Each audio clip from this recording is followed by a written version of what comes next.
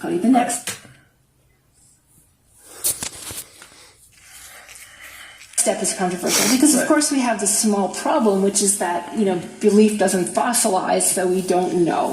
Right. And we have people, we have a chamber, and we have our minds. And as we're talking about, right, we're searching and yearning always to figure this out. But isn't it the case? Isn't it the case, though, that anthropologists have already discovered, let's say, Homo neanderthalis skeletons that are they've been buried and posed in a particular way with things around them, and so it's in Sungir, right? But we're going in a kind of order, so I'm starting a little earlier than Neanderthals, right? We have the roots of Neanderthal populations at this time, but what's so fascinating is that the Neanderthal burials don't come to 100,000 years ago or 60,000 years ago in Sungir in Russia, which is a Homo sapiens site, as you just mentioned, is like 27,000. So my idea is that, again, we have some glimmers and some intriguing hints 250,000 years ago. Now, let's just fast forward, let me leap over many thousands of years, and we come to Neanderthals.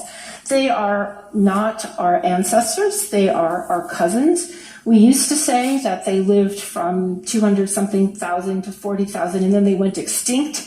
We no longer say that because here in the audience there's tons of Neanderthal genetic material in many populations, except some populations in Africa, because we did not have Neanderthals in Africa. We find, just as you were saying, Lisa, that there are very intentional burials with all kinds of grave goods. So people didn't just, stick people in the earth. They marked the graves as something special. To give you one example, there's a 40,000-year-old burial of a toddler in what's today Spain, with a hearth all around 60 sets of oryx and bison horns, a rhino skull. This was a place that mattered. In some sense, we can think of it as a sacred place. The question is there belief in an afterlife?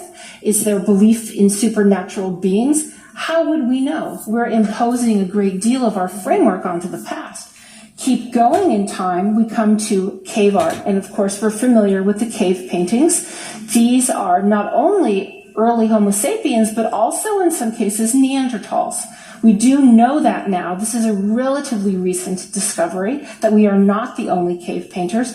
But what's fascinating for me about this is you have these glorious depictions of animals that these people hunted.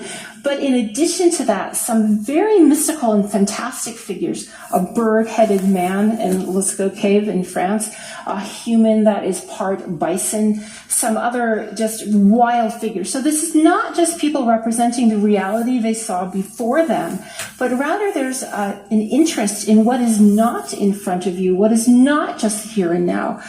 We fast forward one more time. We go to Turkey. To this particular, perhaps, temple, Göbekli Tepe, is dated to that period on a hill in Turkey. Massive 50-ton blocks that people moved onto a hillside and carved with, again, elaborate, largely animal images. We think this is a ritual space. Not everyone agrees. This is contentious. But in every single case, there is a good argument to be made for the possibility of the human brain uncoupling itself from the here and now to think about these questions of the supernatural.